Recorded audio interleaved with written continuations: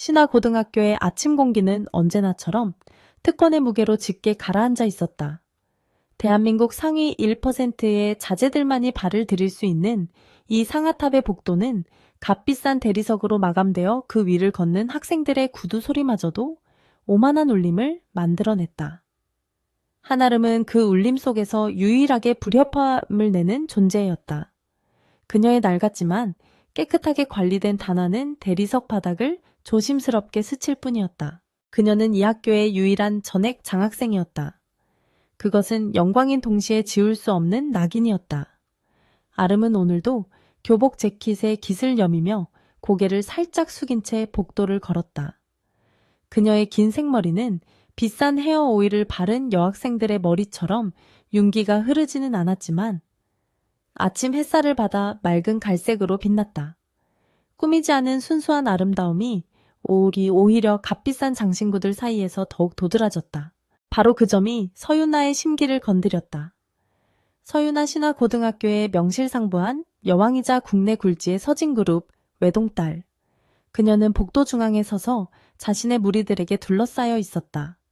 그녀의 교복은 유명 디자이너가 미묘하게 손을 본 것이 분명했고 손목에는 학생 신분에 어울리지 않는 얇은 다이아몬드 테니스 팔찌가 반짝였다. 유나의 시선은 정확히 아름을 향해 있었다. 저것 봐. 또 저러고 다니네. 유나의 목소리는 꿀처럼 달콤했지만 그 안에는 얼음장 같은 경멸이 서려 있었다. 그녀의 무리 중 하나인 최미나가 즉각 반응했다. 어머 유나야, 쟤 말하는 거야.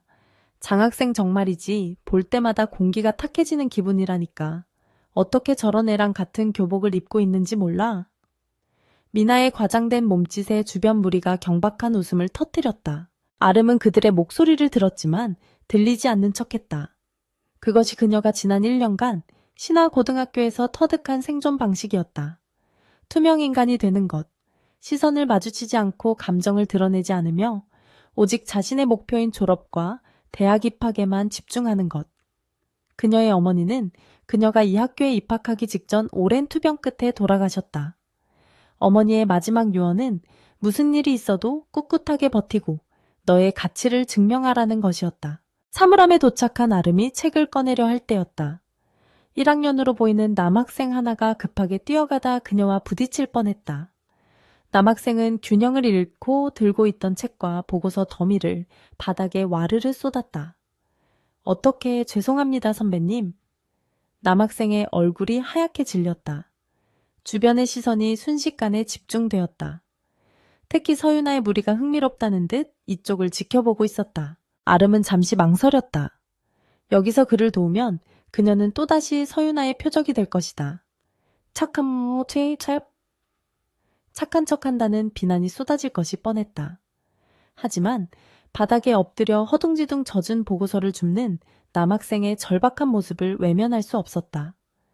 그녀는 조용히 무릎을 꿇고 흩어진 종이들을 모으기 시작했다. 괜찮아. 이쪽은 내가 주울게. 그녀의 차분한 목소리가 남학생을 조금 진정시켰다.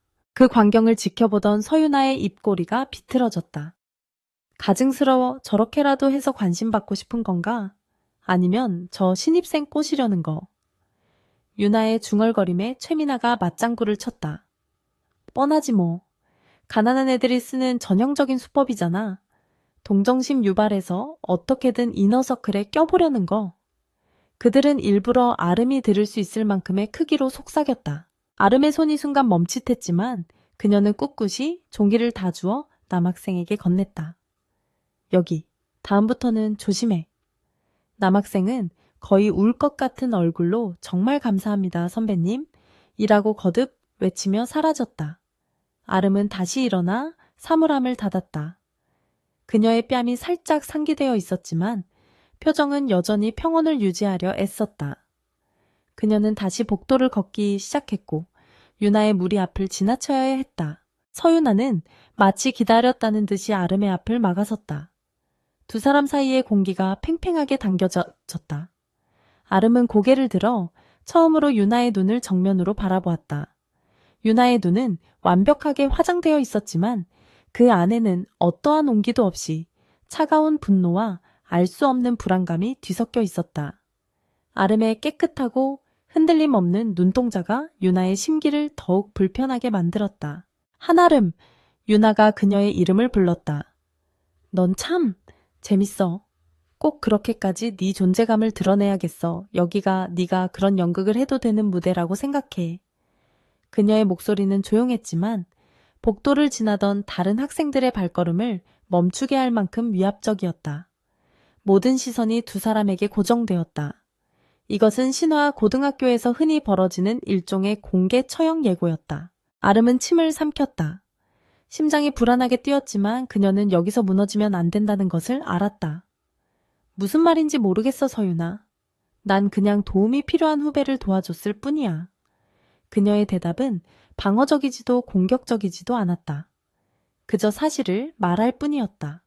하지만 유나에게 사실은 중요하지 않았다. 중요한 것은 그녀의 기분과 그녀가 정한 질서였다. 내가 내 처지에 누굴 돕는다는 거야. 유나가 비웃음을 터뜨렸다. 네가 지금 입고 있는 그 교복, 네가 밟고 있는 이 바닥, 전부 우리 부모님들이 낸 돈으로 만들어진 거야.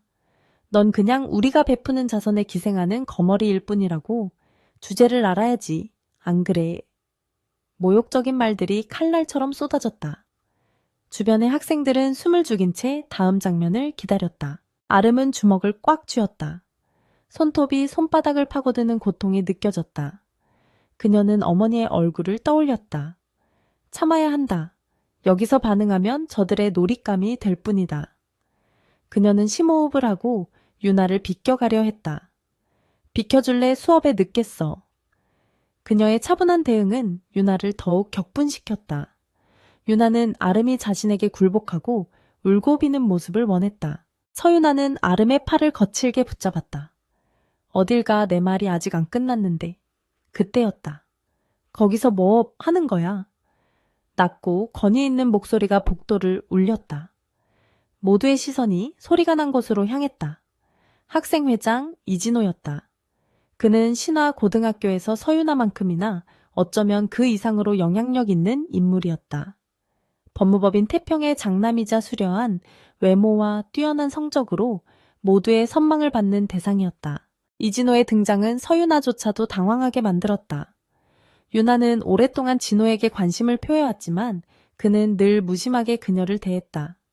유나는 재빨리 아름의 팔을 놓고 언제 그랬냐는 듯 천사 같은 미소를 지었다. 어머, 진호 선배, 별일 아니에요. 그냥 한아름 학생이 뭘 떨어뜨린 것 같아서 주워주려고 했죠. 그렇죠, 아름 씨. 유나의 눈이 아름에게 경고의 신호를 보냈다. 아름은 아무 말도 하지 않았다. 이진호는 유나를 잠시 바라보다가 시선을 돌려 아름을 보았다. 그의 시선은 유나를 볼 때와는 달리 차갑지 않았다. 오히려 미묘한 걱정 혹은 호기심이 담겨 있었다. 괜찮아, 한아름 학생? 그가 부드럽게 물었다. 아름은 그저 작게 고개를 끄덕였다. 그녀는 이 상황에서 빨리 벗어나고 싶었다. 네, 괜찮아요, 선배. 진호는 더 이상 묻지 않았지만 그의 시선은 유나에게 경고를 보내는 듯했다. 수업 좀 치겠다. 다들 교실로 가. 그의 말에 학생들은 썰물처럼 흩어지기 시작했다. 서유나는 분한 듯 입술을 깨물었지만 진호 앞에서는 어쩔 수 없었다. 그녀는 아름을 향해 거의 입 모양으로만 속삭였다. 두고 봐. 그리고는 자신의 무리를 이끌고 도도하게 돌아섰다. 아름은 그 자리에 잠시 서 있다가 진호에게 가볍게 목례를 하고 교실로 향했다. 그녀의 등 뒤로 진호의 복잡한 시선이 따라붙었다. 교실에 도착한 아름은 자리에 앉아 숨을 골랐다. 다행히 수업은 아직 시작하지 않았다. 하지만 그녀는 방금 전 복도에서의 일이 끝이 아님을 직감했다. 서유나는 오늘 일, 특히 이진호가 자신을 감싼 일로 인해 더욱 잔인해질 것이었다. 그녀의 예감은 틀리지 않았다. 점심시간 아름이 식판을 들고 구석진 자리를 찾아 앉았을 때였다. 최민아가 마치 실수인 척 그녀의 옆을 지나가며 오렌지 주스컵을 통째로 그녀의 교복 위에 쏟아부었다. 어머, 미안해. 한아름, 내가 손이 미끄러졌네. 미나의 목소리는 전혀 미안하지 않았다. 식당 전체가 순식간에 조용해졌고 모든 시선이 젖은 교복을 입고 굳어버린 아름에게 향했다. 차가운 주스가 교복을 적시고 속옷까지 스며드는 불쾌한 감각보다 더 견디기 힘든 것은 주변의 노골적인 비웃음과 동정, 그리고 호기심 어린 시선들이었다. 아름은 아무 말 없이 일어나 냅킨으로 옷을 닦으려 했다. 그때 서윤아가 자신의 무리와 함께 다가왔다. 그녀는 걱정스러운 표정을 연기하며 말했다. 어머, 어떡해 아름씨. 옷이 다 젖었네. 괜찮아. 유나는 손수건을 꺼내는 척하다가 갑자기 균형을 잃은 듯 비틀거렸다. 그리고 그녀가 들고 있던 샐러드 접시가 그대로 아름의 머리 위로 쏟아졌다. 요거트 드레싱과 채소 조각들이 그녀의 머리카락과 얼굴을 뒤덮었다. 식당 안에서 폭소가 터져 나왔다. 아, 미안. 나도 그만. 유나는 깔깔거리며 말했지만 그녀의 눈은 승리감에 차 번뜩이고 있었다.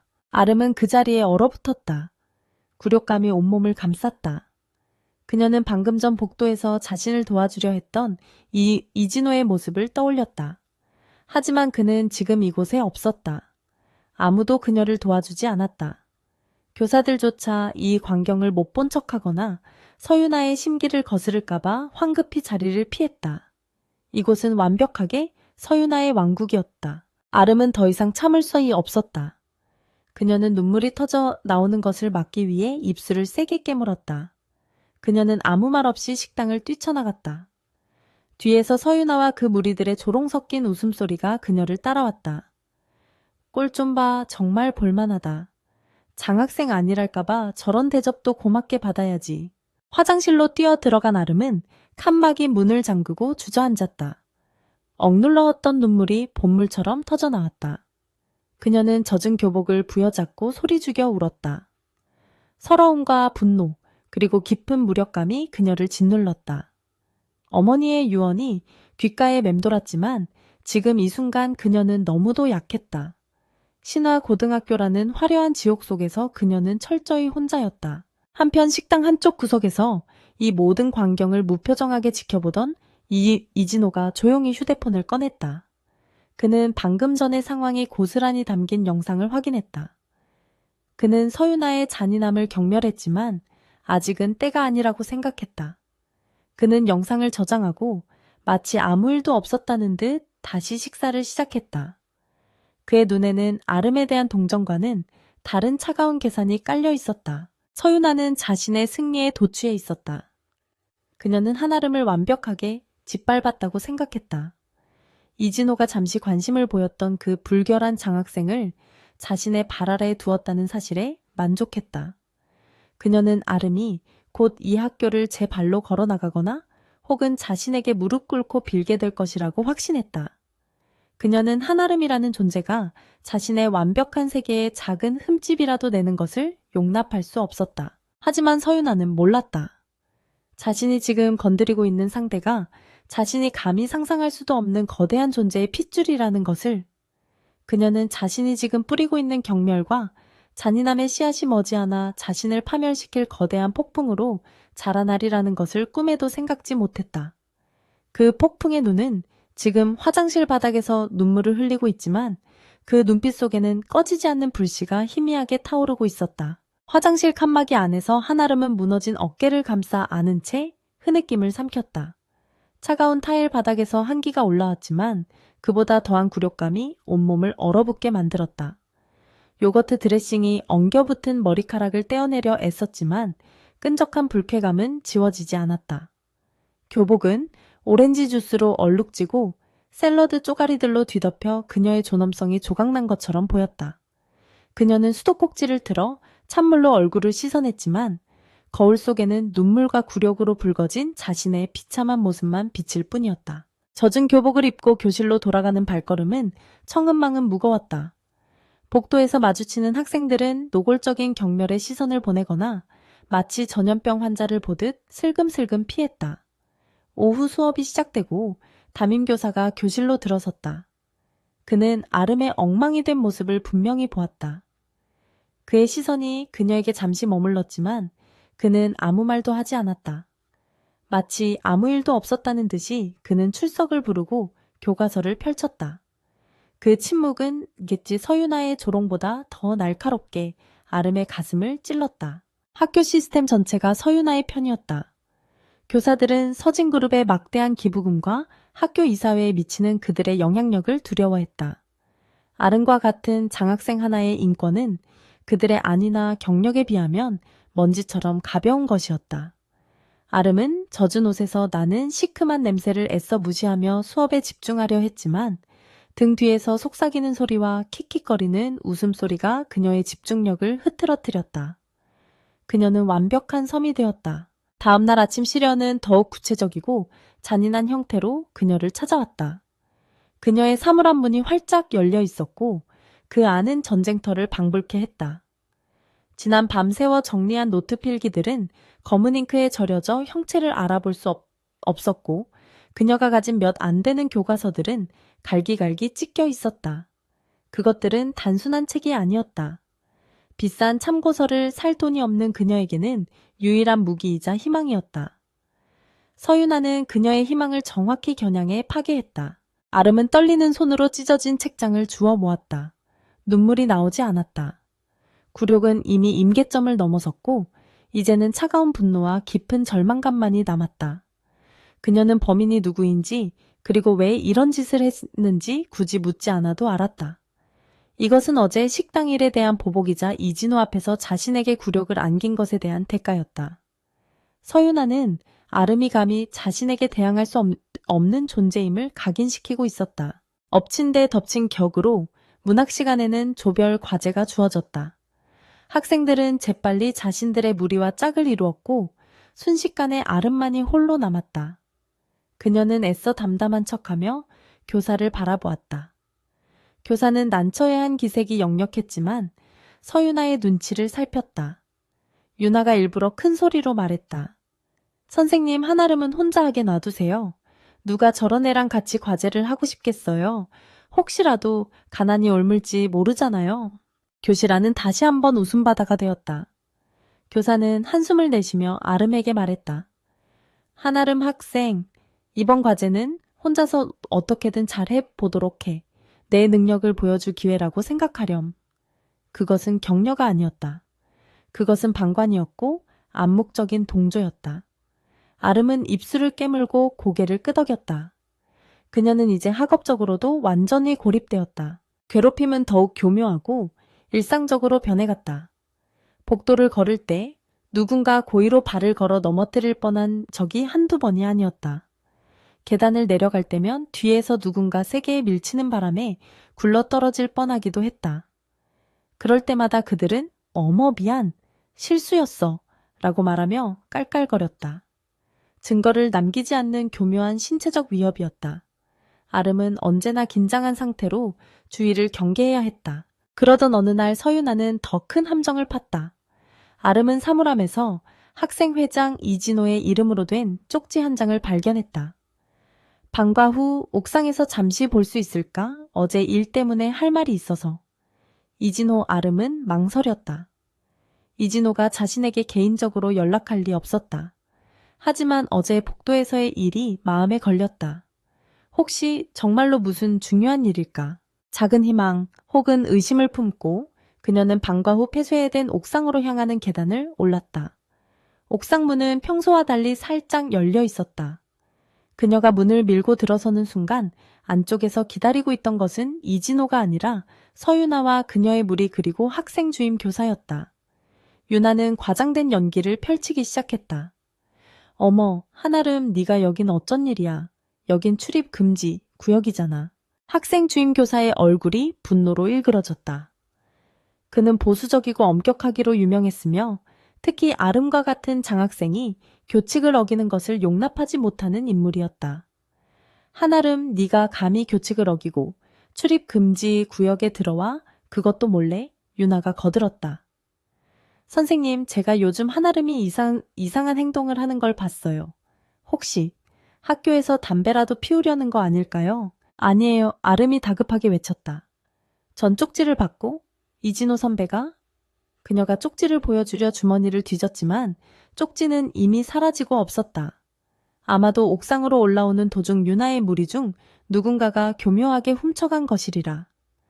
무슨 헛소리야. 감히 학생회장 이름을 팔아 네가 정말 반성의 기미가 없구나. 학생 주임은 아름의 말을 들으려 하지 않았다. 아름은 완벽한 함정에 빠졌다. 그녀는 변명할 기회조차 박탈당했다. 서윤아는 교사 뒤에 서서 승리의 미소를 지어 보였다. 그것은 네가 감히 내게 맞서 네가 이진호의 관심을 받아 라고 말하는 듯했다. 학생 주임은 아름에게 당장 교무실로 따라오라며 소리쳤고 그녀에게 교내봉사라는 중징계를 내렸다. 징계 사실은 학생부에 기록될 것이고 이는 그녀의 대학 입시에 치명적일 수 있었다. 그날 저녁 아름은 자신의 작은 옥탑방으로 돌아왔다. 해가 지고 있었고 방 안은 유난히 춥게 느껴졌다. 그녀는 찢어진 교과서 조각들을 바닥에 늘어놓았다. 낮에 겪었던 억울함과 학생 주임의 경멸 어린 시선, 그리고 서윤아의 조롱이 머릿속을 떠나지 않았다. 그녀는 이제 단순한 왕따 피해자가 아니었다. 학교 시스템에 의해 공식적으로 문제아라는 낙인이 찍힌 것이다. 그녀는 서랍 깊숙한 곳에서 낡은 나무 상자를 꺼냈다. 그 안에는 그녀의 어머니가 남긴 유일한 유품인 낡은 사진 한 장이 들어있었다. 사진 속의 어머니는 병색이 완연했지만 따뜻하게 웃고 있었다. 아름은 그 사진을 가슴에 품고 무너져 내렸다. 엄마, 나 어떡해. 너무 힘들어.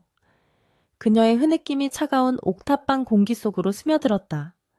그녀의 강인했던 의지가 처음으로 흔들리고 있었다. 같은 시각 서울의 스카이라인을 압도하는 글로벌 OIM 타워의 최상층. 펜트하우스 오피스가 아닌 거대한 통유리창으로 둘러싸인 이사회 회의실에서는 얼음장 같은 정적이 흘렀다. 수십 명의 고위 임원들이 값비싼 맞춤 정장 차림으로 앉아 있었지만 그들의 임에는 식은땀이 맺혀 있었다. 모든 시선은 회의 테이블 상석에 앉은 한 남자에게 고정되어 있었다.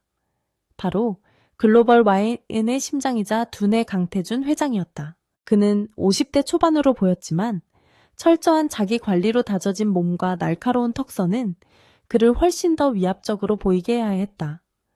그의 은회색 머리카락은 한 올에 흐트러짐 없이 정돈되어 있었고 짙은 회색 정장 아래 받쳐 입은 셔츠는 눈이 시리도록 희었다.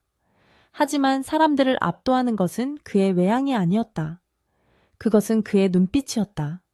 감정이라고는 한치도 읽을 수 없는 모든 것을 꿰뚫어 보는 듯한 차갑고 깊은 눈빛이었다. 그래서 김상무, 강태준의 낮고 울리는 목소리가 정적을 깼다. 이게 지금 우리 그룹의 차세대 성장 동력이라고 보고하는 건가? 3분기 예상 수익률이 2.5%, 내 시간을 이런 유치한 장난에 낭비하라고 당신에게 그 막대한 연봉을 지불하는 게 아닐 텐데. 그의 목소리는 분노를 담고 있지 않았지만 그 차가움이 오히려 회의실의 온도를 몇 도는 더 떨어뜨렸다. 김상무라는 중년의 남자는 얼굴이 하얗게 질린 채 입술을 달싹였다. 회장님, 그것은 시장 초기 진입 단계에서의 보수적인 추정치이며 아니 무능력이라고 해야지. 강태준은 서류를 테이블 위로 가볍게 던졌다. 종이가 미끄러지는 소리가 유난히 크게 울렸다. 당신이 제시한 이 혁신적인 플랫폼은 이미 2년 전 경쟁사인 서진그룹이 시도했다가 실패한 모델의 아류작에 불과해. 데이터 분석도 시장 예측도 심지어 독창성조차 없어. 그는 자리에서 일어났다. 2미터에 가까운 그의 키가 회의실을 압도했다. 그는 통유리창으로 다가가 서울의 정형을 내려다보았다. 글로벌 YN은 추격자가 아니야. 우리는 언제나 선두에 서야 해. 길을 만들고 시장을 창조해야 한다고.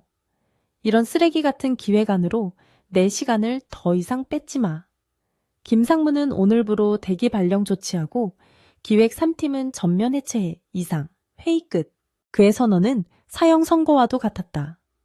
임원들은 감히 반론을 제기할 생각도 못한 채 안도의 한숨과 공포의 숨을 동시에 삼키며 굳은 표정으로 자리에서 일어났다. 그들은 기계적으로 목례를 하고 회의실을 빠져나갔다. 강태준 회장의 분노를 피했다는 안도감, 그리고 언제든 자신도 저렇게 될 수 있다는 공포감이 뒤섞인 채였다. 순식간에 거대한 회의실에는 강태준과 그의 그림자 같은 비서 최민석 실장만이 남았다. 최 실장은 40대 후반의 남자로 눈에 띄지 않는 외모였지만 반듯한 자세와 침착한 태도에서 신뢰감이 묻어나왔다. 그는 20년 넘게 강태준의 곁을 지켜온 유일한 인물이었다. 그는 조용히 다가가 회장에게 따뜻한 차를 건넸다. 강태준은 차를 받지 않고 여전히 창밖을 바라보고 있었다. 그의 어깨를 짓누르던 냉혹한 경영자의 무게가 아주 미세하게 거의 알아챌 수 없을 정도로 흔들렸다. 오늘이 그날이군. 강태준이 창밖을 보며 혼잣말처럼 중얼거렸다. 최 실장은 아무 말 없이 고개를 숙였다. 그는 알고 있었다. 오늘이 바로 18년 전 강태준 회장의 아내 서지연이 딸을 낳다가 세상을 떠난 날이자 동시에 갓 태어난 딸 강하나가 신생아실 화재 속에서 흔적도 없이 사라진 날이라는 것을. 그에게는 매년 돌아오는 지옥 같은 기념일이었다. 18년 전 그날 밤 국내 최고의 병원 신생아실에서 원인 모를 화재가 발생했다. 모든 것이 혼돈에 휩싸였고 불길이 잡혔을 때 몇몇 신생아들이 사라졌다. 병원 측은 혼란 속에서 시신조차 찾지 못했다며 아마도 불길 속에서라고 말을 흐렸다. 하지만 강태준은 단 한순간도 딸이 죽었다고 믿지 않았다. 그의 아내를 닮은 작고 붉은 아기. 그가 단 한 번 안아보았던 그 아이가 그렇게 허무하게 사라졌을 리 없었다. 그는 지난 18년간 대한민국 최고의 사설 탐정들과 전직 국정원 요원들까지 동원해 비밀리에 딸의 행방을 추적해왔다. 수십 수백억의 돈이 그저 연기처럼 사라져갔지만 결과는 언제나 막다른 골목이었다. 하지만 그는 포기하지 않았다. 포기할 수 없었다. 글로벌 YN이라는 거대한 제국을 건설한 그의 집요함과 냉철함은 딸을 찾는 문제에 있어서만큼은 관계에 가까운 집착으로 변해 있었다. 강태준이 천천히 몸을 돌렸다. 그의 눈에는 방금 전 임원들을 질책하던 냉혹함 대신 깊은 피로와 숨겨진 고통이 어려 있었다. 최 실장, 지난번에 말했던 그 화재, 당시 사망했던 간호사 말일세. 그의 목소리는 낮게 잠겨 있었다. 김영희, 당시 신생아실 야간 근무자였지. 질식사로 발견되었고. 최 실장은 태블릿 PC를 들어 올렸다. 그는 이미 회장의 다음 말을 예상하고 있었다. 네, 회장님. 김영희 당시 28세, 미혼, 유가족으로는 지방에 연로한 이모 한 분이 생존해 계십니다. 최근 저희 쪽 조사원이 접촉에 성공했습니다. 강태준의 눈이 가늘어졌다. 그래, 그 이모가 뭐라고 하던가. 최 실장은 조심스럽게 입을 열었다. 김영희 간호사의 유품 중에 병원 소유가 아닌 낡은 아기 포대기가 있었다고 합니다. 꽃무늬가 수놓아진 아주 촌스러운 디자인이었다고 기억하더군요. 하지만 화재 현장에서도 그녀의 유품 중에서도 그 포대기는 발견되지 않았습니다. 이모의 말로는 김영희가 그 포대기를 유난히 아꼈다고. 그것은 아주 미약한, 어쩌면 아무것도 아닌 단서일 수도 있었다. 하지만 18년간 마른 사막을 헤매던 강태준에게는 그것이 신기루라 할지라도 달려가야 할 이유가 되었다.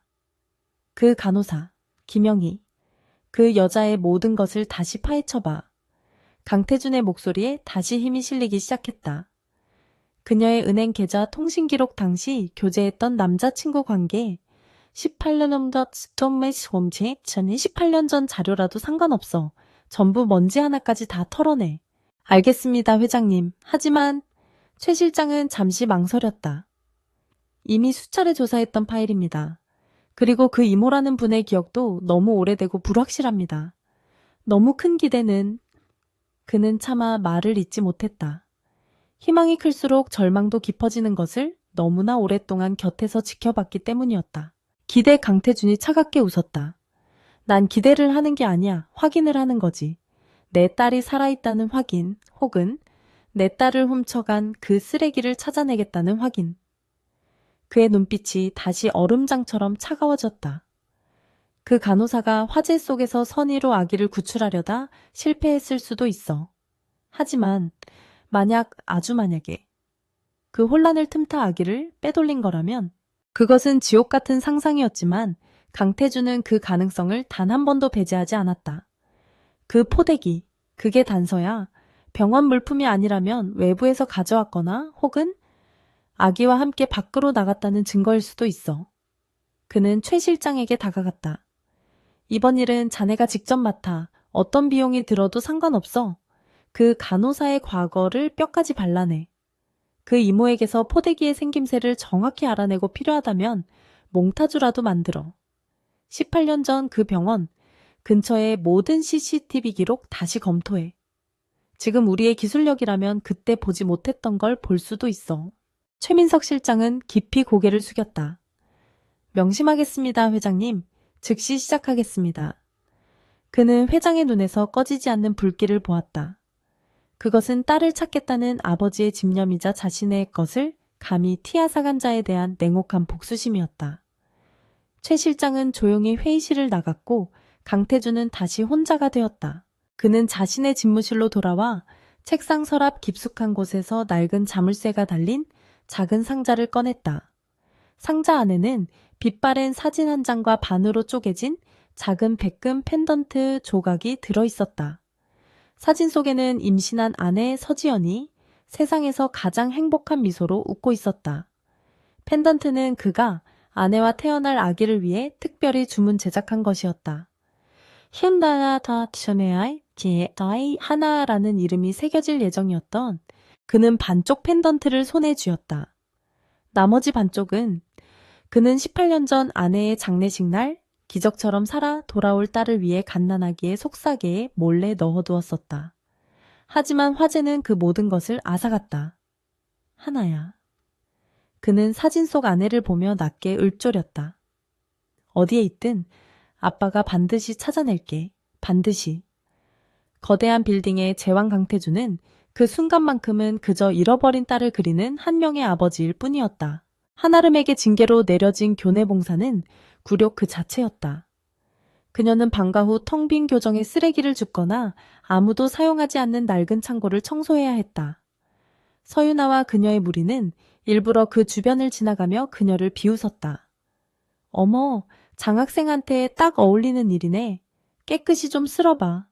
내 처지처럼 더럽잖아. 조롱의 말들이 비수처럼 날아와 꽂혀였지만 아름은 묵묵히 빗자루질을 계속했다. 그녀의 인내는 이미 인간의 한계를 시험하고 있었다. 하지만 서윤아는 그것으로 만족하지 못했다. 그녀는 한아름이 이진호의 눈앞에서 겪었던 수모, 그리고 이진호가 아름에게 보였던 아주 미세한 관심조차도 용납할 수 없었다. 그녀는 아름이 이 학교에서 아예 사라지기를 원했다. 단순한 괴롭힘이 아니라 돌이킬 수 없는 낙인을 찍어 그녀의 미래 자체를 파괴하고 싶었다. 그리고 완벽한 기회가 다가오고 있었다. 바로 중간고사였다. 신화고등학교의 중간고사는 학생들의 명운을 가르는 중요한 이벤트였다. 특히 전액 장학생인 아름에게는 일정 수준 이하의 성적을 받으면 즉시 장학 자격이 박탈되는 생존이 걸린 문제였다. 서윤아는 바로 이 점을 노렸다. 그녀는 최측근인 최민아를 불렀다. 미나야, 이번 문학시험 담당 선생님이 김 선생이었지. 최민아는 즉각 그 의도를 알아챘다. 맞아, 유나야. 김 선생 작년에 너희 어머니가 학교 발전 기금 낼 때 특별히 챙겨주셨던 분이잖아. 서윤아의 입가에 잔인한 미소가 번졌다. 가서 전에 우리 엄마가 안부 전한다고. 그리고 이번 문학 시험지가 보안 문제로 조금 걱정된다고. 그것은 명령이자 은밀한 거래 제안이었다. 김 교사는 서진그룹의 눈밖에 나는 것을 죽기보다 두려워하는 인물이었다. 그날 오후 김 교사는 실수로 자신의 책상 서랍을 잠그지 않은 채 자리를 비웠고 최민아는 그 틈을 타 시험지 원본 한 부를 빼돌렸다. 시험 전날이었다. 학교 전체가 긴장감으로 술렁였다. 아름은 지난 며칠간 봉사활동이 끝난 후 찢어진 교과서 조각들을 테이프로 붙여가며 밤잠을 줄여 공부에 매달렸다. 그녀는 옥상에서의 징계와 학생들의 따돌림 속에서도 어떻게든 성적으로 자신의 결백과 가치를 증명해내야 한다고 다짐했다. 그것이 어머니와의 마지막 약속이었기 때문이었다. 오전 마지막 교시가 끝나고 점심시간이 시작되었다. 아름은 구내식당에 갈 엄두를 내지 못했다. 또다시 무슨 일이 벌어질지 몰랐고 며칠째 제대로 식사를 하지 못해 속도 좋지 않았다. 그녀는 교실에 남아 방금 전 복습한 내용을 정리하려 했다. 그때 최미나가 평소와 달리 상냥한 미소를 지으며 그녀에게 다가왔다. 한아름, 너 요즘 너무 힘들어 보여. 이것 좀 마셔. 미나가 건넨 것은 바나나 우유였다. 아름은 경계심에 휩싸였다. 됐어. 필요 없어.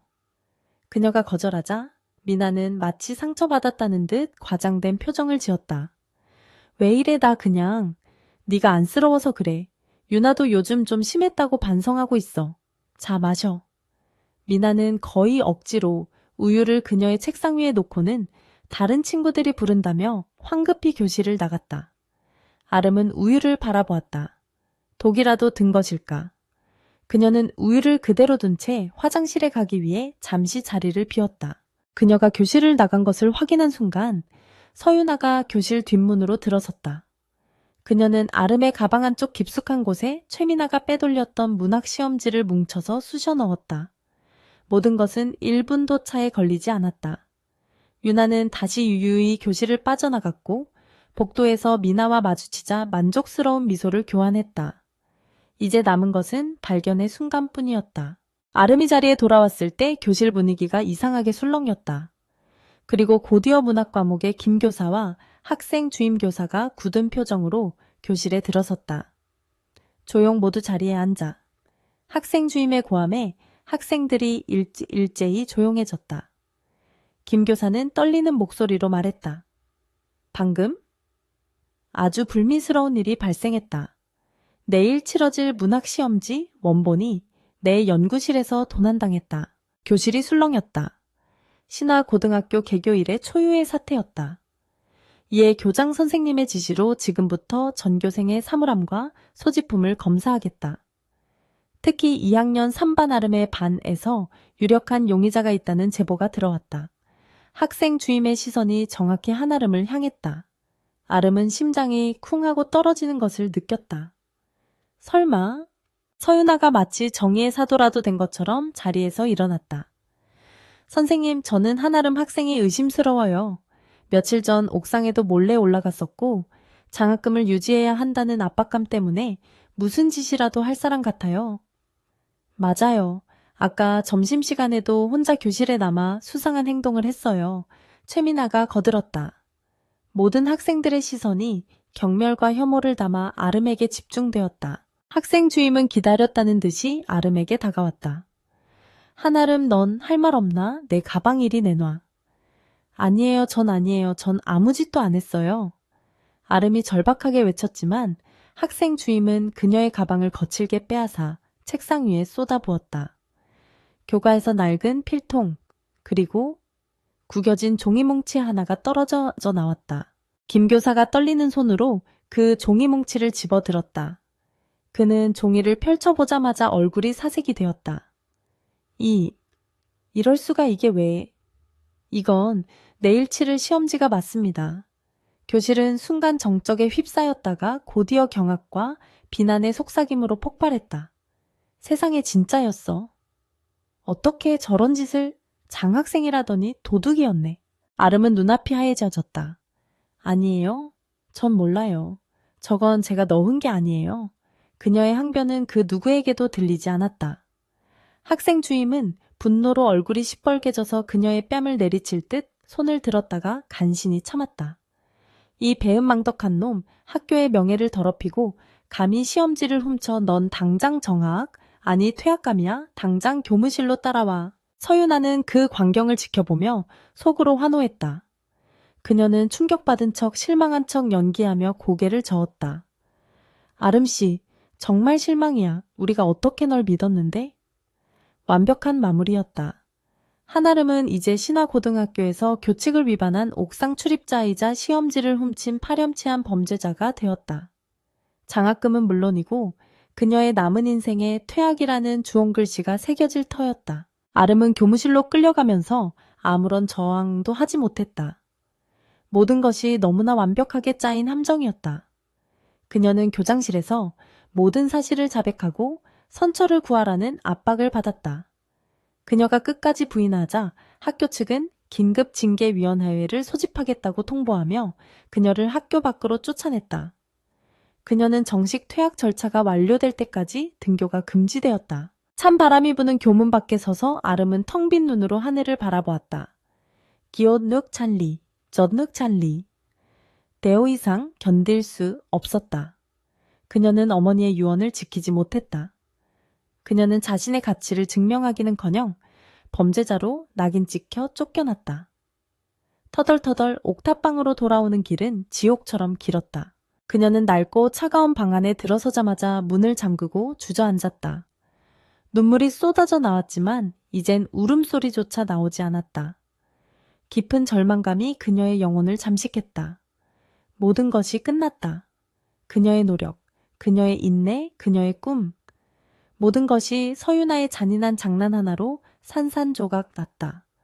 그녀는 무엇을 위해 그렇게 버텨왔던가. 그녀는 무의식적으로 어머니의 유품이 담긴 낡은 나무 상자를 열었다. 그 안에는 빛바랜 사진 한 장과 어머니가 쓰던 낡은 손수건 몇 장이 전부였다. 그녀는 사진 속 어머니의 미소를 보며 가슴을 쥐어뜯었다. 엄마, 미안해. 나 더 이상 못 버티겠어. 그녀가 상자 바닥을 더듬다가 손가락 끝에 딱딱하고 차가운 금속의 감촉을 느꼈다. 그것은 상자의 나무 바닥 틈새에 끼어 있었다. 그녀는 손톱으로 그것을 조심스럽게 꺼내들었다. 그것은 아주 오래된 은인지 백금인지 모를 금속으로 만들어진 작은 목걸이였다. 그리고 그 끝에는 펜던트가 달려 있었다. 하지만 온전한 형태가 아니었다. 정교하게 세공되었지만 정확히 반으로 쪼개진 듯한 날개 한쪽 같기도 하고 어떤 문장의 일부 같기도 한 모양이었다. 아름은 그것을 손바닥 위에 올려놓았다. 펜던트 표면은 심하게 변색되어 있었지만 자세히 들여다보자 희미하게 어떤 복잡한 문양이 새겨져 있었다. 그녀는 이런 것을 본 기억이 전혀 없었다. 가난했던 어머니가 이런 고가의 물건을 가지고 있었을 리 만무했다. 이것은 분명 어머니의 것이 아니었다. 그렇다면 이건 어디서 온 걸까? 그녀는 쪼개진 펜던트를 강하게 움켜쥐었다. 차가운 금속의 감촉이 그녀의 절망 속으로 파고들었다. 그것은 그녀의 출생에 대한 그녀가 단 한 번도 의심해 보지 않았던 그녀의 과거에 대한 첫 번째 질문이었다. 최민석 실장은 서울 외곽에 위치한 비밀 안가 에엔자의 불을 켠 채 18년 묵은 먼지 쌓인 서류들과 사투를 벌이고 있었다. 이곳은 강태준 회장의 지시로 오직 강하나 실종 사건만을 위해 운영되는 공간이었다. 벽면은 18년 전 병원 화재 현장 사진 관계자들의 프로필, 그리고 수없이 그려진 가설의 흐름도들로 빼곡했다. 최 실장의 눈은 붉게 충혈되어 있었지만 피로한 기색은 없었다. 그는 사냥감을 쫓는 맹수처럼 집중하고 있었다. 그의 책상 중앙에는 간호사 김영희의 확대된 사진이 놓여 있었다. 그는 김영희의 이모가 묘사했던 촌스러운 꽃문의 포대기에 대한 증언을 기반으로 화재 당일 병원 주변의 모든 CCTV 영상을 딥러닝 AI 기술로 복원하고 있었다. 수백 테라바이트에 달하는 영상 데이터를 분석한 지 꼬박 사흘째였다. 마침내 병원 후문에서 약 500m 떨어진 골목길 CCTV 영상에서 무언가가 포착되었다. 화질은 끔찍했지만 AI가 보정한 화면 속에는 불길이 치솟는 병원을 등지고 다급하게 달려가는 한 여성의 모습이 보였다. 그녀는 간호사복으로 추정되는 옷을 입고 있었고 품 안에는 무언가를 소중하게 안고 있었다. 그리고 그 아기를 감싼 것은 패턴 분석 결과 김영희의 이모가 증언한 붉은색 바탕의 잔꽃무늬 포대기와 팔페프너였트 일치했다. 그녀는 질식사로 발견된 것이 아니었다. 그녀는 아기와 함께 병원을 빠져나갔다. 최 실장의 심장이 격렬하게 뛰기 시작했다. 이것은 추측이 확신으로 바뀌는 순간이었다. 그는 즉시 김영희의 행적을 역추적했다. 그녀가 사망한 채로 발견된 곳은 병원에서 1km 떨어진 재개발 구역의 폐건물이었다. 공식적인 사인은 화재 연기, 흡입으로 인한 질식사. 하지만 현장 검증 사진에는 이상한 점이 있었다.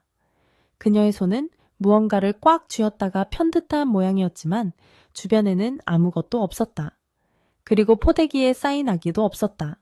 누군가 현장에 먼저 도착했다. 최 실장은 가설을 수정했다.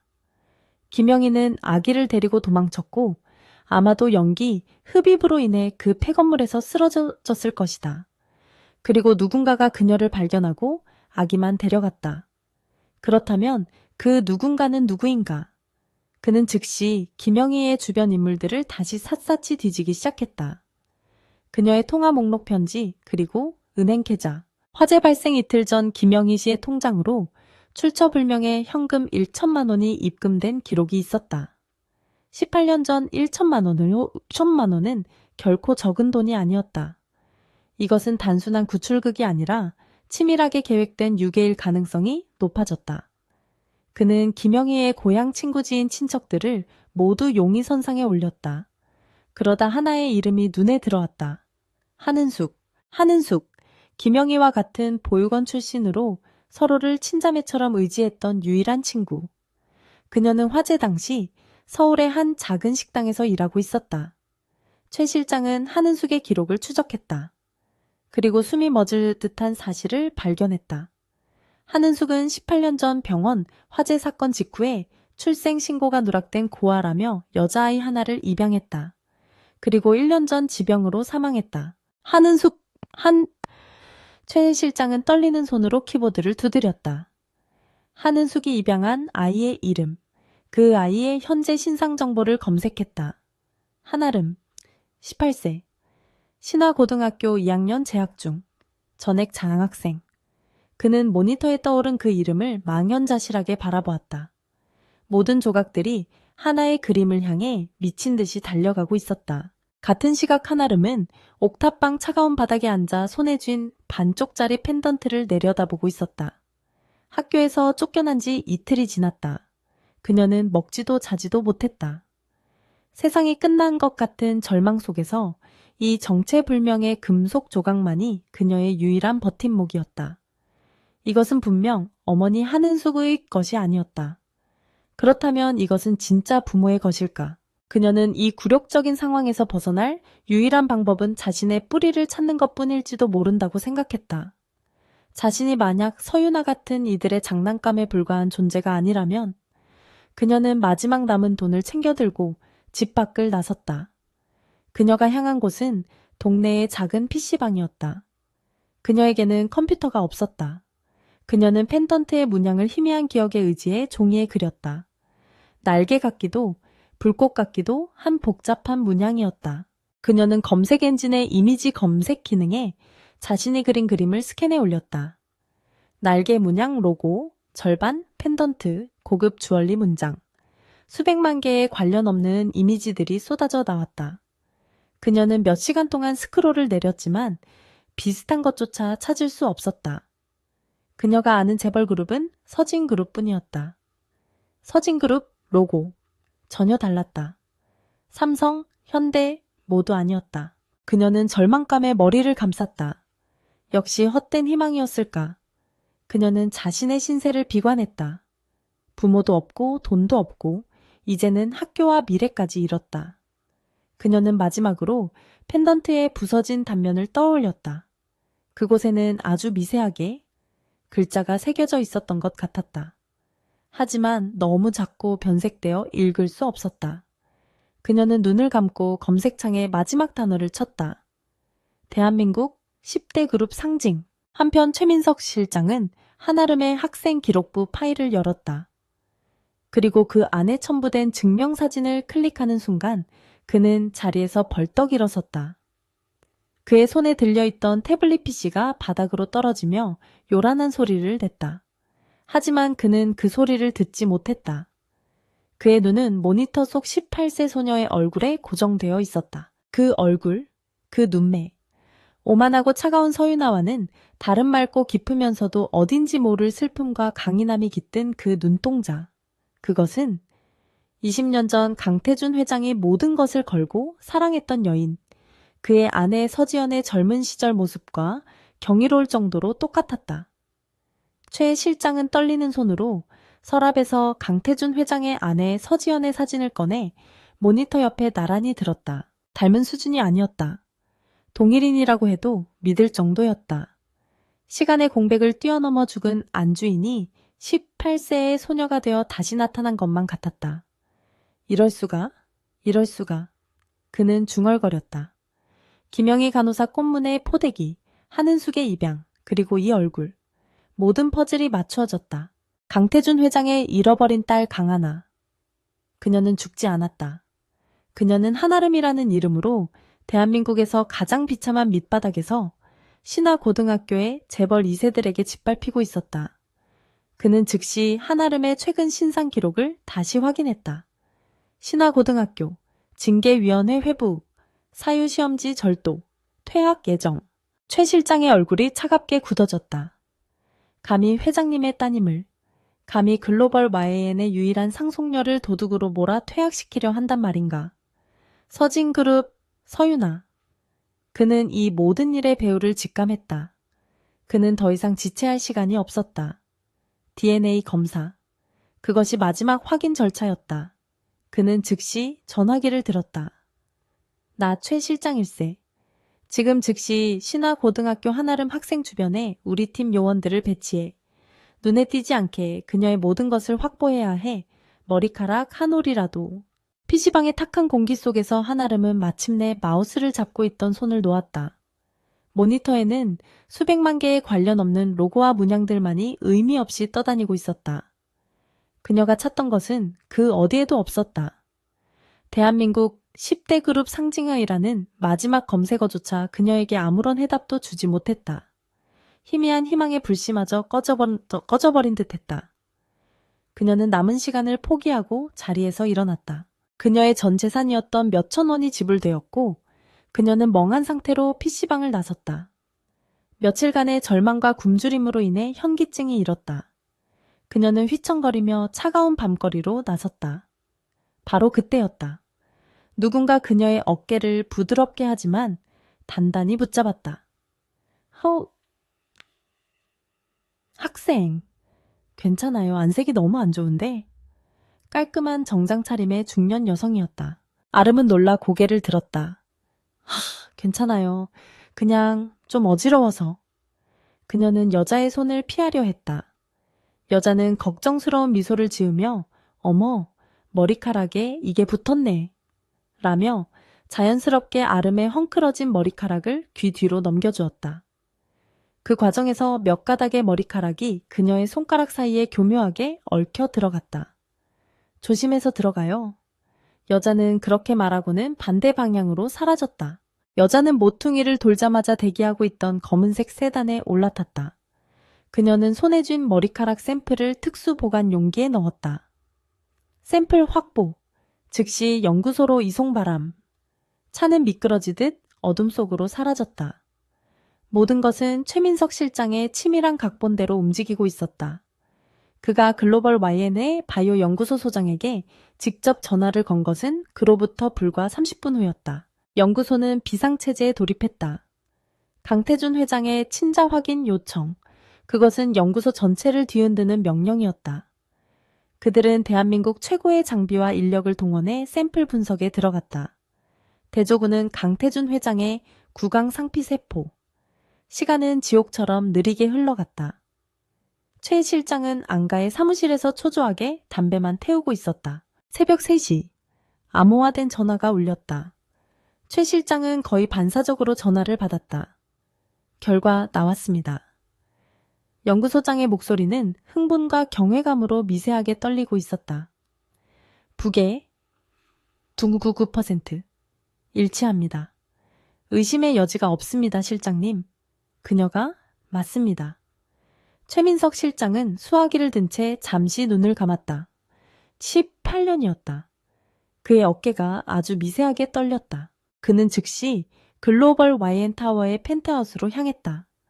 강태준 회장은 18년 동안 단 하루도 그날의 고통에서 벗어나지 못한 사람처럼 아내의 사진이 놓인 책상 앞에서 뜬 눈으로 밤을 지새우고 있었다. 그는 최 실장이 들어서는 것을 보고도 돌아보지 않았다. 찾았나? 그의 목소리는 사막처럼 메말라 있었다. 최민석 실장은 그의 앞에 섰다. 그는 서류 봉투 하나를 조용히 내려놓았다. 그 안에는 한아름의 사진 한은숙과의 관계, 그리고 김영희 간호사의 최종 행적 보고서가 들어있었다. 마지막 장에는 방금 전 출력된 따끈따끈한 DNA 검사 결과 보고서가 첨부되어 있었다. 회장님, 찾았습니다. 강태준은 천천히 서류를 집어들었다. 그는 한아름의 증명사진을 보았다. 18년 전 잃어버린 아내 서지연의 얼굴이 그 안에 있었다. 그의 손이 격렬하게 떨리기 시작했다. 그는 사진을 내려놓고 마지막 장 DNA 보고서를 확인했다. 국립990. 그의 얼음 같던 통제력이 산산조각 났다. 그는 보고서를 쥔 채 책상 모서리를 붙잡고 몸을 지탱해야 했다. 그리고 최 실장은 차마 입이 떨어지지 않았지만 보고해야만 했다. 하나 아가씨, 아니 한아름 학생은 현재 신화고등학교에서 시험지 절도 혐의로 퇴학 처리를 앞두고 있습니다. 모든 정황은 서진그룹의 서유나 학생이 주도한 함정으로 보입니다. 그 순간 강태준의 슬픔은 차가운 분노로 바뀌었다. 그의 눈빛이 회의실의 임원들을 얼어붙게 하던 그 냉혹한 빛으로 돌아왔다. 신화고등학교 서진그룹. 그는 짐승처럼 낮게 으르렁거렸다. 감히 자신의 딸을, 감히 18년 만에 찾은 자신의 핏줄을. 그 아이가, 내 딸이 지금 어디에 있나? 옥수동의 낡은 옥탑방에 있습니다. 강태준은 재킷을 집어들었다. 당장 내 차 대기시켜. 그리고 보안팀 최고 등급으로 소집해. 그는 서랍에서 반으로 쪼개진 백금 펜던트를 꺼내 주머니에 쑤셔 넣었다. 한아름은 텅 빈 옥탑방에서 얇은 담요를 뒤집어 쓴 채 웅크리고 있었다. 모든 희망을 잃은 그녀는 차가운 방바닥에서 그저 무기력하게 시간을 흘려보내고 있었다. 그때였다. 조용하던 골목길이 수십 개의 자동차 엔진 소리로 소란스러워졌다. 그녀는 창문 틈으로 밖을 내다보고 경악했다. 그녀의 집 앞 좁은 골목길을 번쩍이는 검은색 최고급 세단들이 가득 메우고 있었다. 그녀는 본능적으로 문을 잠갔다. 학교에서 보낸 사람들일까 아니면 경찰 그녀가 공포에 떨고 있을 때 낡은 옥탑방 문에서 노크 소리가 들렸다. 똑똑. 그 소리는 위압적이지 않았지만 이상하게도 단호했다. 한아름 양, 문 좀 열어주시겠습니까? 저는 최민석 실장이라고 합니다. 낯선 남자의 목소리였다. 누구세요? 전 아무 짓도 안 했어요. 시험지. 전 안 훔쳤어요. 아름이 문에 기댄 채 소리쳤다. 문 밖의 남자는 잠시 침묵하더니 낮고 차분한 목소리로 말했다. 학교 일 때문에 온 것이 아닙니다. 한아름 양. 당신의 과거에 대해 드릴 말씀이 있어서 왔습니다. 당신이 가진 펜던트에 관한 일입니다. 펜던트. 그 말에 아름의 심장이 멎는 듯했다. 그녀는 떨리는 손으로 문고리를 잡았다. 문을 열자 그곳에는 한 치의 흐트러짐도 없는 완벽한 슈트 차림의 최민석 실장과 그 뒤로 도열한 검은 정장의 남자들이 서 있었다. 아름은 그들의 기세에 압도당했다. 최 실장은 그녀의 경계를 풀려는 듯 부드럽게 말했다. 저희와 잠시 가셔야 할 곳이 있습니다. 당신의 질문에 대답해 줄 분이 기다리고 계십니다. 아름은 거의 반쯤 끌려가듯 최고급 세단 뒷좌석에 태워졌다. 차 안은 믿을 수 없을 만큼 조용하고 안락했다. 차는 서울의 야경을 뚫고 그녀가 TV에서나 보던 거대한 빌딩 글로벌 YN타워의 지하주차장으로 들어섰다. 그녀는 비밀 엘리베이터를 타고 최상층 회장 집무실로 안내되었다. 문이 열리고 그녀는 자신의 옥탑방 수십 개를 합친 것보다 더 거대한 사무실에 들어섰다. 통유리창 너머로 서울의 모든 불빛이 발 아래에 펼쳐져 있었다. 한 남자가 창밖을 바라보며 서 있었다. 그가 천천히 돌아섰다. 대한민국을 움직이는 거인 강태준 회장이었다. 그의 눈은 한아름을 샅샅이 훑었다. 그의 아내를 닮은 얼굴 하지만 낡은 옷과 굴욕에 지친 그 모습. 아름은 공포에 질려 자신도 모르게 중얼거렸다. 저는 정말 아니에요. 학교 시험지. 그녀는 이 거대한 권력자가 자신을 처벌하기 위해 불러렀다고 생각했다. 하지만 강태준은 그녀의 말을 가로막았다. 그는 천천히 그녀에게 다가왔다. 그의 얼굴은 감정을 읽을 수 없었지만 그의 눈동자는 격렬한 폭풍에 휩싸여 있었다. 그는 아무 말 없이 자신의 손을 펼쳤다. 그 손바닥 위에는 반으로 쪼개진 정교한 백금 펜던트 조각이 놓여 있었다. 아름은 숨을 헛들이 마셨다. 그녀는 자석에 이끌린 듯 자신도 모르게 주머니 속의 낡은 나무 상자에서 꺼내왔던 자신의 펜던트 조각을 꺼냈다. 그것은 강태준의 것과 정확히 한 쌍을 이루는 나머지 반쪽이었다. 강태준은 떨리는 손으로 그녀의 손에 들린 펜던트를 받아들었다. 그가 두 조각을 맞추자 찰칵 하는 소리와 함께 두 개의 조각은 18년의 시간을 뛰어넘어 완벽한 하나의 문양, 글로벌 바이맨배에 숨겨진 상징인 불사조의 날개를 완성했다. 아름은 눈앞의 광경을 믿을 수 없다는 듯 바라보았다. 강태준은 완성된 펜던트를 쥔 채 처음으로 그녀의 눈을 정면으로 바라보았다. 18년간 얼어붙었던 그의 심장이 녹아내리는 순간이었다. 그의 목소리가 형언할 수 없는 고통과 환희로 잠겨 나왔다. 하나야. 그가 그녀의 이름을 불렀다. 내 딸, 강하나. 하나야. 내 딸, 강하나. 그 목소리는 벼락처럼 한아름의 존재를 강타했다. 그녀는 손에 쥐어진 이제는 완벽하게 하나가 된 불사조 펜던트를 멍하니 내려다보았다. 머릿속이 하얗게 비어버려 아무런 생각도 할 수 없었다. 18년 동안 한아름으로 살아온 삶, 가난과 멸시, 그리고 퇴학의 벼랑 끝에 내몰린 자신의 비참한 현실. 그 모든 것이 이 낯선 남자 대한민국을 쥐고 흔드는 강태준 회장의 한마디 말로 부정당하고 있었다. 무슨 말씀이신지 모르겠어요. 그녀가 간신히 목소리를 냈지만 그것은 그녀 자신의 목소리처럼 들리지 않았다. 전 한아름이에요. 저희의 엄마는 한은숙. 그녀는 뒷걸음질 치려 했지만 다리에 힘이 풀려 그 자리에 주저앉을 뻔했다. 최민석 실장이 조용히 다가와 그녀를 부축해 근처의 고급 가죽 소파에 앉혔다. 그녀의 낡은 운동화가 값비싼 페르시아 카펫 위에서 이질적으로 빛났다.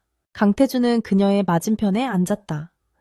그는 18년 동안 상상해왔던 재회의 순간을 그리고 있었지만 현실은 그의 상상보다 훨씬 더 잔혹했다. 그의 딸은 굶주림과 절망에 지쳐 금방이라도 부서질 듯 위태로워 보였다. 그는 애써 감정을 억누르고 최 실장에게 눈짓했다. 최 실장이 태블릿 PC를 켜서 그녀 앞에 내밀었다. 화면에는 그녀가 한 번도 본 적 없는 천사처럼 웃고 있는 한 여인의 사진이 띄워졌다. 서지연, 제 아내이자 당신의 친어머니입니다. 강태준의 목소리가 낮게 잠겨 있었다. 그는 18년 전 그날 밤의 병원, 화재 사건, 그리고 김영희 간호사와 한은숙의 관계에 대해 천천히 설명하기 시작했다. 한은숙이 김영희의 부탁을 받고 혹은 공모하여 화재의 혼란 속에서 그녀를 훔쳤다는 사실을, 그리고 지난 18년간 그녀를 자신의 친딸처럼 키워왔다는 것을. 아르마니 하나의 머릿속은 거대한 혼돈에 휩싸였다. 자신을 그토록 사랑해 주었던 병으로 죽어가면서도 자신의 손을 놓지 않았던 어머니가 사실은 자신을 유괴한 사람이었다니. 그녀는 고개를 세차게 저었다. 아니에요. 거짓말이에요, 엄마는. 우리 엄마는 그럴 사람이 아니에요. 당신들이 뭔데 내 엄마를 모욕하는 거죠? 그녀는 소리치며 일어섰다. 분노와 배신감, 그리고 알 수 없는 공포가 뒤섞여 눈물이 쏟아졌다.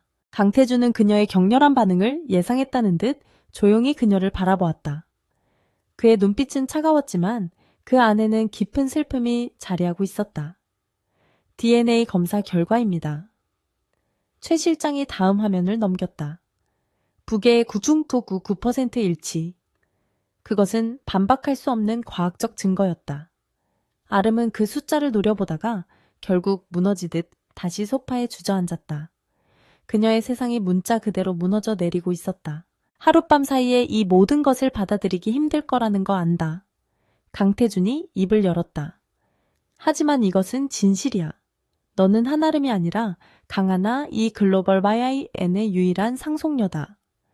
그는 마치 비즈니스 거래를 설명하듯 담담하게 말했다. 그에게는 감정을 표현하는 법이 서툴렀다. 18년 전에 제너의 언제 18년간 그는 오직 이성과 논리로 전해의 성과 논리로만 살아남은 사람이었다. 그날 밤 그녀는 옥탑방으로 돌아가지 못했다. 아니, 돌아갈 수 없었다. 그녀는 이 거대한 펜트하우스 안에 마련된 그녀의 옥탑방과는 비교도 할 수 없이 거대한 방으로 안내되었다. 방 안에는 이미 수십 명의 하인들이 도열해 있었고 한쪽 벽면은 최고급 명품 브랜드의 옷들로 가득 차 있었다. 그녀가 평생 만져보지도 못할 금액의 옷들이었다. 이게 뭐예요? 그녀가 당황해서 묻자 수석 집사로 보이는 여자가 정중하게 고개를 숙였다. 아가씨께서 입으실 옷들입니다. 회장님께서 준비하라 명하셨습니다. 아름은 헛웃음이 나왔다. 불과 몇 시간 전만 해도 그녀는 시험지를 훔친 도둑이었고 오렌지 주스로 얼룩진 교복을 입고 있었다. 그런데 이제는 아가씨라니? 그녀는 그들이 내미는 실크 잠옷을 거부하고 자신이 입고 왔던 낡은 티셔츠와 바지를 입은 채 거대한 침대 위에 웅크리고 누웠다. 너무 푹신한 침대는 오히려 가시방석처럼 느껴졌다. 그녀는 밤새 한숨도 자지 못했다. 자신이 누구인지 어디로 가야 하는지 알 수 없었다. 한아름으로서의 삶은 산산조각 났고 강하나로서의 삶은 너무나 낯설고 두려웠다. 다음날 아침 강태주는 그녀와 아침 식사를 하려 했지만 그녀는 방 밖으로 나오지 않았다. 그는 문 밖에서 잠시 서성이다가 결국 발길을 돌려 회사로 향했다. 그는 최 실장에게 지시했다. 그 아이가 하나가 원하는 건 뭐든 다 해줘. 그리고 신화고등학교 서진그룹 전부 흔적도 없이 지워버릴 준비해. 그의 목소리에는 살기가 어려 있었다.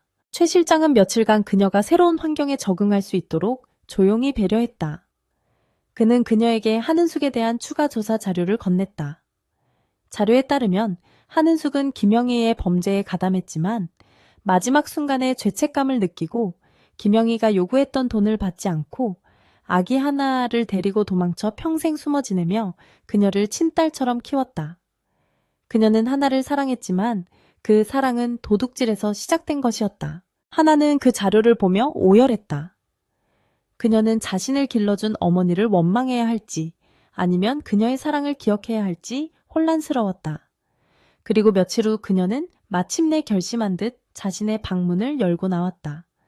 그녀는 수석 집사에게 말했다. 씻고 싶어요. 그리고 입을 옷을 주세요. 그녀가 다시 거실에 나타났을 때 그녀는 더 이상 낡은 티셔츠 차림의 한아름이 아니었다. 값비싼 디자이너의 심플한 검은색 원피스를 입은 그녀는 낯설었지만 그 모습은 놀라울 정도로 강태준의 아내 서지연을 닮아 있었다. 그녀는 펜트하우스의 거실 강태준 회장 앞에 섰다. 그녀의 눈은 더 이상 절망이나 공포로 흔들리지 않았다. 그 안에는 차가운 결의가 서려 있었다. 아버지. 그녀가 처음으로 그를 그렇게 불렀다. 강태준의 어깨가 미세하게 떨렸다. 저를 강하나로 받아들여 주셔서 감사해요. 하지만 제가 원하는 게 있어요. 강태준은 고개를 끄덕였다. 말해라, 뭐든. 그는 그녀가 서진그룹과 학교를 향한 복수를 원할 것이라 생각했다. 신화고등학교, 돈이 그리고 서윤아. 그대로 두세요. 뭐라고? 강태준이 놀라 그녀를 바라보았다. 그들을 당장 짓밟고 싶으신 거 알아요. 하지만 그렇게 하시면 안 돼요. 하나의 목소리는 차분했지만 강철 같은 의지가 담겨 있었다. 그들이 저에게 준 모욕과 고통은 아버지가 돈이나 힘으로 해결해 주신다고 사라지는 게 아니에요. 그건 제 손으로 직접 되돌려줘야 해요. 그녀는 한아름으로서 당했던 모든 굴욕을 떠올렸다. 오렌지 주스, 샐러드, 찢어진 교과서, 그리고 시험지 도둑이라는 누명. 그들은 한아름을 짓밟았어요. 그렇다면 강하나가 아니라 한아름이 스스로 일어서는 모습을 보여줘야 해요. 그리고 그들이 스스로 무너지게 만들어야죠. 강태준은 딸의 눈을 바라보았다. 그 눈에는 자신의 핏줄이 분명하게 흐르고 있었다. 동정이나 연민에 기댄 나약함이 아니라 상대의 심장을 정확히 겨냥하는 전략가의 냉철함이 있었다. 그는 처음으로 미소 지을 뻔했다. 어떻게 할 생각이지? 하나는 최민석 실장을 바라보았다. 최 실장님, 서진그룹과 우리 글로벌 YN의 관계에 대해 알려주세요. 제가 알기로 두 그룹은 단순한 경쟁 상대가 아니라고 들었어요. 최 실장은 회장의 눈치를 살폈고 강태준은 고개를 끄덕였다. 최 실장이 브리핑을 시작했다. 맞습니다, 아가씨. 서진그룹은 현재 저희와 송도 글로벌 시티 프로젝트 입찰을 두고 치열하게 경쟁 중입니다. 하지만 동시에 그들의 주력 계열사인 서진화학은 저희 YN 바이오의 핵심 원료 공급사이기도 합니다. 하나의 입가에 차가운 미소가 어렸다. 그것은 더 이상 한아름의 순진한 미소가 아니었다. 그렇군요. 경쟁자이자다 파트너. 아주 흥미로운 관계네요. 그녀는 창밖의 서울을 내려다보았다. 좋아요. 그럼 제 복수는 거기서부터 시작하죠. 학교로 돌아가겠다고. 강태준은 자신의 귀를 의심했다. 그는 당장이라도 신화고등학교 이사회를 통째로 갈아엎고 그 오만한 교장과 교사들을 길바닥에 나앉게 할 준비가 되어 있었다. 서진그룹은 물론이고 그 딸인 서유나라는 어린아이의 인생을 나락으로 떨어뜨릴 수백 가지 방법을 검토하던 중이었다. 그런데 그의 딸 18년 만에 찾은 강하나가 그 지옥으로 제 발로 다시 걸어 들어가겠다니. 내 아버지. 하나는 펜트하우스의 통유리창 앞에 서서 며칠 전 자신이 쫓겨났던 신화 고등학교가 있는 강남 일대를 내려다보며 말했다. 제가 강하나라는 이름으로 전학을 가거나 혹은 아버지가 그 학교를 사들여 저의 결백을 밝히신다면 그건 아버지의 승리이지 저의 승리가 아니에요. 그녀의 목소리는 맑았지만 그 안에 담긴 논리는 강태준의 그것처럼 차가웠다. 그녀는 강태준을 돌아보았다. 서윤아는 한아름을 짓밟았어요. 한아름이 도둑이고 비천하고 자신에게 감히 맞설 수 없는 존재라고 믿고 있죠. 그 믿음이 깨지는 건 한아름이 그들보다 더 강하고 높은 곳에서 그들을 내려다볼 때뿐이에요. 강태준은 딸의 눈에서 자신과 같은 종류의 집요함과 승부욕을 읽었다. 그는 천천히 고개를 끄덕였다. 좋다. 내 뜻대로 해라. 하지만 혼자 가게 둘 순 없어. 그는 최민석 실장을 불렀다. 오늘부터 하나는 글로벌 YN의 알파 프로젝트다. 네가 총책임자야. 나의 모든 권한을 위임하지.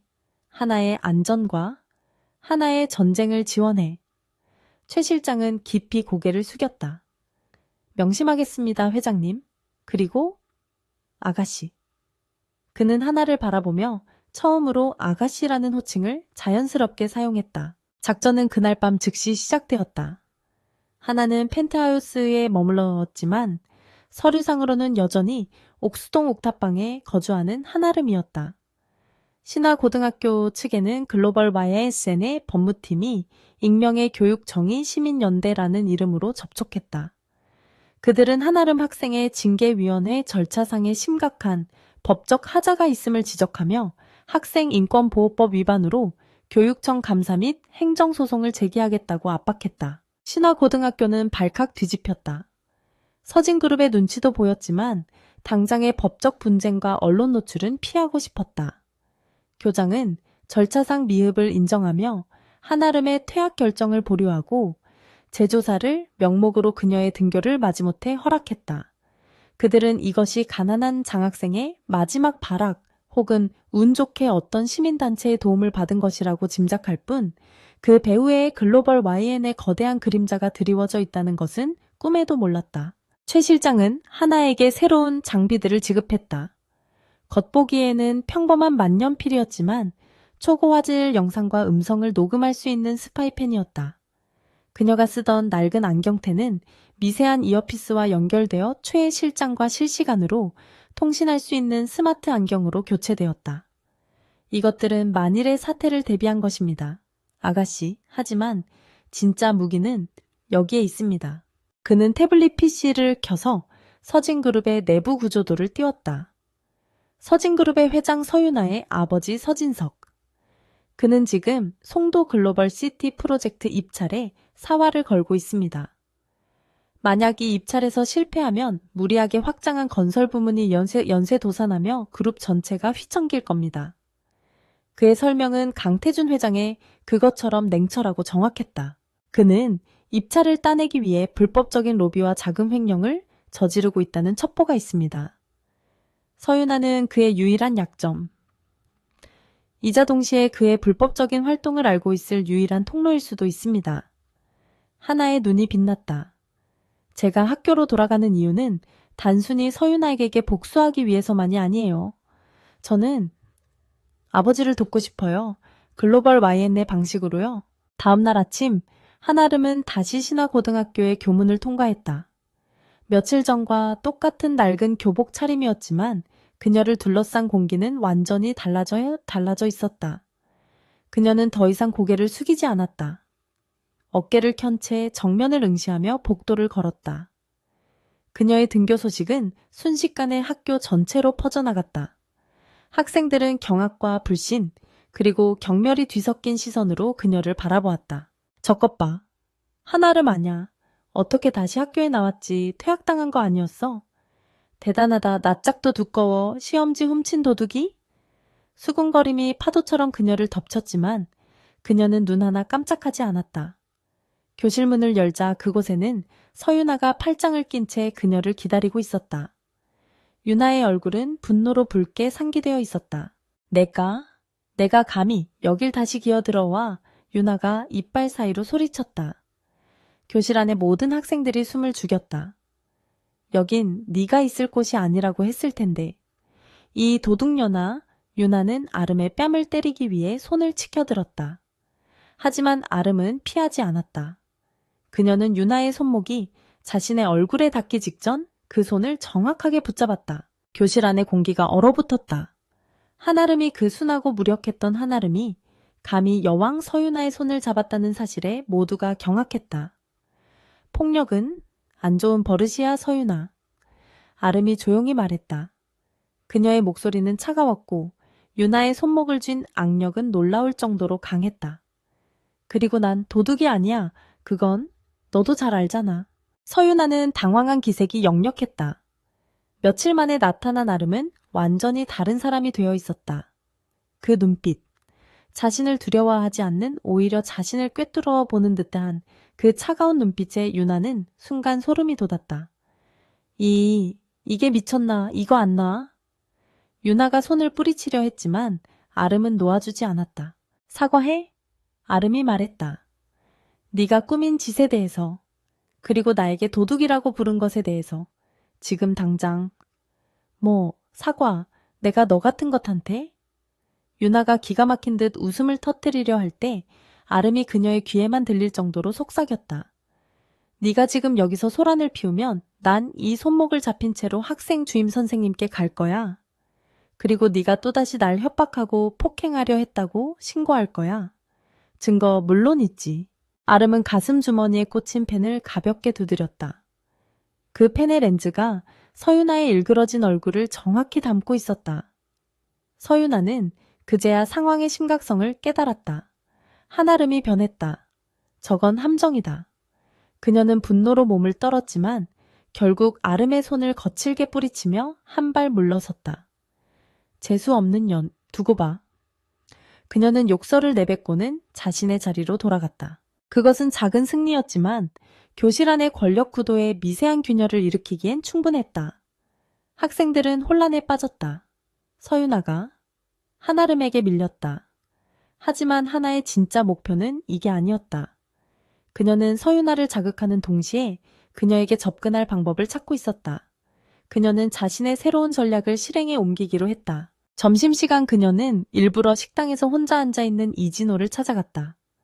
선배, 잠시 얘기 좀 할 수 있을까요? 이진호는 놀란 듯 그녀를 바라보았다. 그는 아름이 학교로 돌아온 것에 대해 복잡한 심경이었다. 그는 그녀의 퇴학을 막기 위해 무언가를 하려 했지만 그녀가 스스로 돌아올 줄은 몰랐다. 무슨 일이지, 한아름 학생. 그날 옥상에서요. 선배 이름이 적힌 쪽지를 받고 갔던 거예요. 그녀는 거짓말을 했다. 옥상 쪽지는 서윤아의 함정이었지만 그녀는 이진호를 자신의 편으로 끌어들일 필요가 있었다.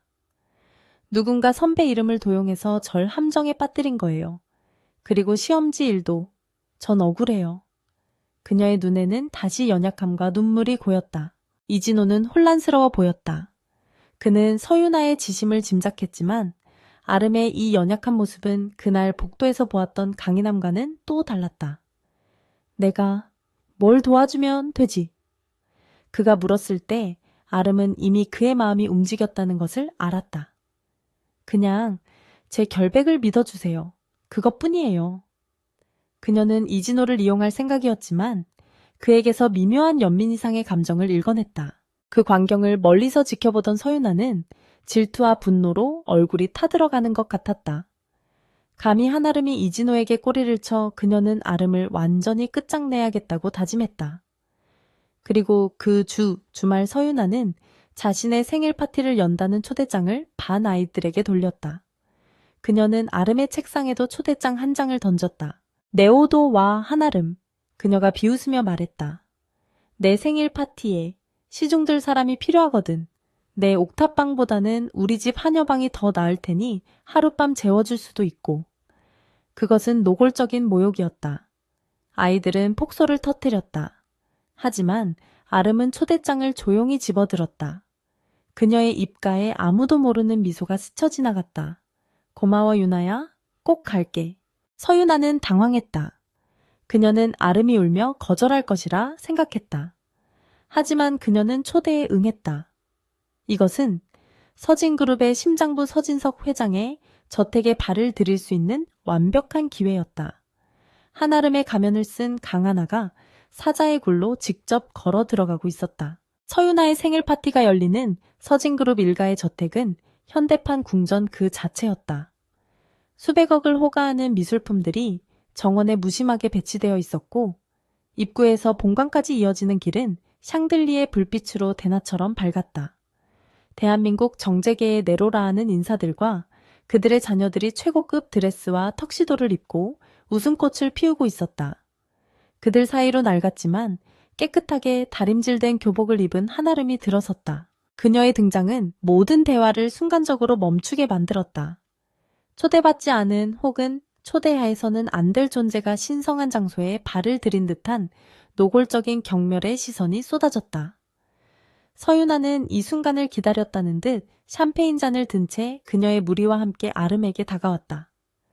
그녀의 드레스는 수천만 원을 호가하는 오트쿠티르 제품이었다. 어머 정말 와줬네 한아름. 유나의 목소리는 파티장 전체에 울릴 만큼 컸다. 난 네가 교복 말고는 입을 옷이 없을까봐 걱정했는데 정말 교복을 입고 올 줄은 몰랐어. 용기가 가상하네. 아니면 이게 네가 가진 옷 중에 제일 비싼 거였나? 파티장에 있던 신화 고등학교 학생들이 일제히 폭소를 터뜨렸다. 어른들은 흥미롭다는 듯 혹은 불쾌하다는 듯 이 광경을 지켜보고 있었다. 아름은 아니 하나는 전혀 위축되지 않았다. 그녀는 유나를 똑바로 바라보며 옅은 미소를 지었다. 초대해줘서 고마워 유나야. 내 말대로 난 이 옷밖에 없네. 하지만 내 생일 파티에 교복을 입고 오는 게 교칙 위반은 아니잖아.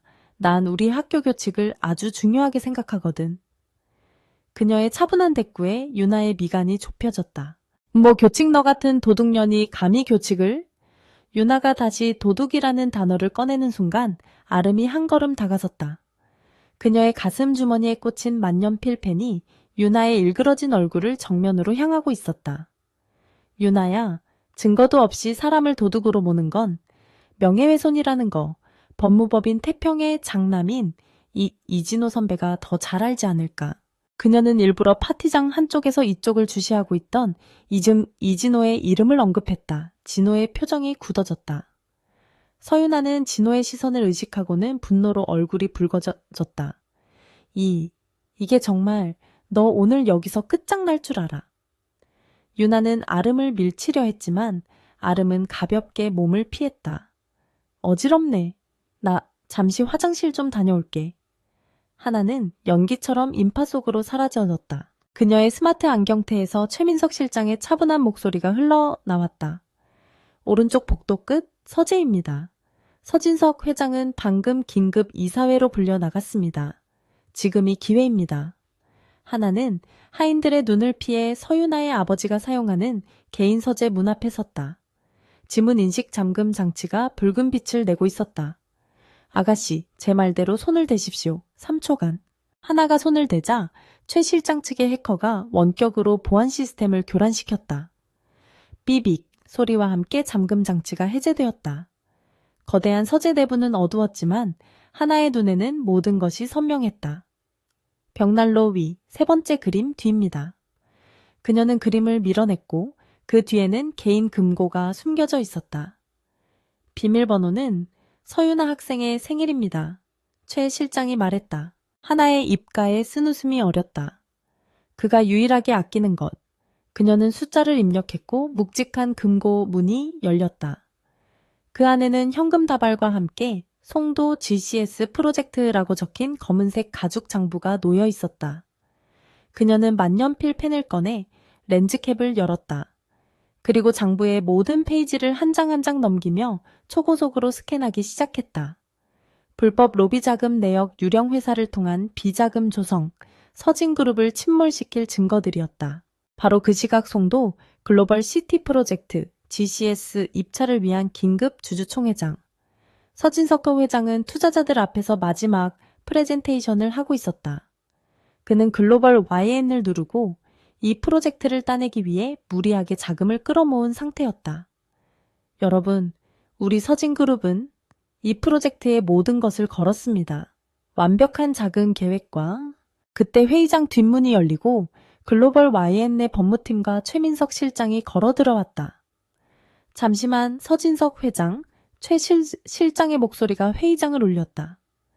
당신이 말하는 그 완벽한 자금 계획이란 게 혹시 이 불법 비자금 장부를 말하는 것입니까? 최 실장은 거대한 스크린에 방금 전 하나가 전송한 따끈따끈한 장부의 스캔본을 띄웠다. 서진석의 얼굴이 하얗게 질렸다. 이게 뭐야? 조작이야. 이건 음모야. 스크린에는 그의 친필 사인이 담긴 횡령 지시서가 선명하게 확대되어 나타났다. 투자자들과 이 사진이 경악과 분노로 술렁이기 시작했다. 서진석 회장, 이게 어떻게 된 일입니까? 우리 돈으로 비자금을 만들었다고 당장 검찰에 고발해. 회의장은 아수라장이 되었고 최 실장은 대기하고 있던 검찰 관계자들에게 자료를 넘겼다. 서진석은 그 자리에 주저앉았다. 그의 제국이 무너지는 순간이었다. 같은 시각 서진그룹의 주가는 실시간으로 폭락하기 시작했다. 파티장에 있던 어른들의 휴대폰이 일제히 알림을 울리기 시작했다. 속보 서진그룹 서진석 회장, 수천억 원대 횡령 혐의로 긴급 체포. 파티장의 음악이 멎었다. 모든 하객들이 충격에 휩싸여 휴대폰 화면만 바라보고 있었다. 서윤아는 이 상황을 이해할 수 없었다. 아니야, 거짓말이야. 우리 아빠가 왜. 그때 엉망이 된 꼴로 서재에서 나온 서진석 회장이 경호원들에게 이끌려 파티장을 가로질러 갔다. 그는 딸을 발견했지만 아무 말도 하지 못하고 고개를 떨궜다. 서윤아는 그제야 모든 것을 깨달았다. 그녀의 시선이 서재 방향에서 걸어 나오는 한아름에게 향했다. 너였어. 네가 우리 아빠를? 그녀가 괴성을 지르며 아름에게 달려들었다. 하지만 이번에는 이진호가 그녀를 막아섰다. 그만해 서윤아, 넌 너무 멀리 갔어. 이진호의 차가운 눈빛에 유나는 절망했다. 그녀의 몰락은 이제 시작에 불과했다. 다음날 아침 신화 고등학교는 또 한 번 발칵 뒤집혔다. 서진그룹의 붕괴 소식만으로도 충격이었지만 학교 정문에는 익명의 교육 정의 시민연대 소속 변호사들이 들이닥쳤다. 그들은 교장실의 한아름 학생에 대한 명예훼손 및 무고에 대한 증거 자료 일체를 제출했다. 긴급 전교생 조회가 소집되었다. 강당의 단상 위에 선 교장은 땀을 비오듯 흘리며 마이크를 잡았다. 봉효는 한아름 학생의 시험지 절도 혐의에 대해 재조사를 실시한 결과 이는 명백한 무고임이 밝혀졌습니다. 강당이 술렁였다. 교장은 변호사들이 재생하라고 지시한 영상과 음성 파일을 스크린에 띄웠다. 스크린에는 최민아가 교무실 책상에서 시험지를 훔치는 CCTV 영상이 재생되었다. 그리고 이어진 음성 파일. 유나야 시험지 가져왔어. 한아름 가방에 넣으면 되지. 그래, 완벽하게 끝장내버려. 서유나와 최민아의 목소리가 강당 전체에 울려 퍼졌다. 학생들은 경악했다. 모든 시선이 강당 구석에 서 있는 서유나와 최민아에게 향했다. 서유나는 모든 것을 잃은 사람처럼 텅 빈 눈으로 스크린을 바라보고 있었다. 그녀의 여왕으로서의 지위, 아버지의 재력 친구들, 모든 것이 어제 저녁과 오늘 아침 단 몇 시간 만에 연기처럼 사라졌다. 이에 본교는 서유나 최미나 학생을 교칙에 의거 즉시 퇴학 조치합니다. 교장의 선언이 내려졌다. 서유나는 그 자리에 주저앉아 무너진 울음을 터뜨렸다. 그 누구도 그녀에게 다가가지 않았다. 한아름은 그 광경을 강당맨 뒷줄에서 조용히 지켜보고 있었다. 그녀의 눈에는 승리의 기쁨이 아니었다. 그것은 차가운 정의의 실현이었고 한아름의 죽음이자 강하나의 탄생을 알리는 서막이었다. 강당의 낡은 마루바닥에 주저앉아 무너진 울음을 터뜨리는 서유나의 모습은 신화고등학교가 쌓아올린 견고한 계급 피라미드가 붕괴하는 상징적인 장면이었다. 한때 그녀의 발 아래에서 떨던 학생들은 이제 경멸과 두려움 혹은 기이한 안도감이 뒤섞인 시선으로 그녀를 내려다보았다. 교사들은 감히 그녀에게 다가가지 못했다. 서진그룹이라는 거대한 방패가 사라진 지금 그녀는 그저 시험지 절도 및 무고, 주범으로 퇴학당한 한 명의 학생일 뿐이었다.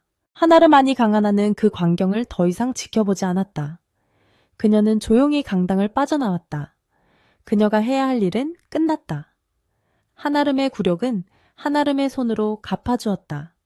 이제 남은 것은 강하나의 몫이었다. 그녀가 학교 정문을 나설 때 익숙한 검은색 세단이 그녀를 기다리고 있었다.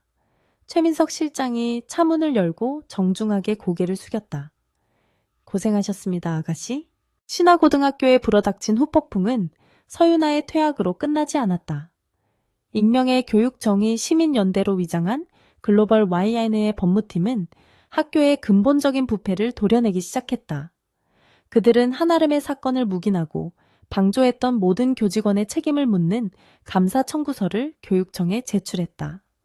학생 주임이었던 교사는 한아름에게 배은망덕하다고 소리쳤던 자신의 과오를 변명하려 했지만 그가 서진그룹으로부터 정기적으로 금품을 수수했다는 증거가 함께 제출되었다. 시험지를 유출했던 김 교사는 이미 서진석 회장의 체포와 동시에 검찰 조사를 받고 있었다. 교장은 이 모든 사태의 책임을 지고 불명예스럽게 사임해야 했다. 신화고등학교의 이사회는 글로벌 YN의 막대한 영향력 앞에 무릎을 꿇었고 학교는 전면적인 개혁과 감사를 받아들여야 했다. 그 화려했던 상아탑의 명성은 하루아침에 부패와 비리의 온상으로 추락했다. 언론은 서진그룹의 붕괴를 연일 대서특필했다. 서진석 회장의 횡령과 배임 혐의는 꼬리에 꼬리를 물고 더 큰 비리들을 드러냈다. 무리한 사업 확장으로 위태롭던 그룹은 주가 폭락과 투자금 회수로 인해 회생불능 상태에 빠졌다. 결국 서진그룹은 재법정 관리에 들어갔고 가장 알짜배기 자산이었던 서진화학은 글로벌 YN의 바이오 부문의 헐값으로 인수되었다. 그것은 강태준이 딸의 복수를 위해 날린 마지막 확인 사살이었다. 서유나 일가는 한순간에 모든 것을 잃었다.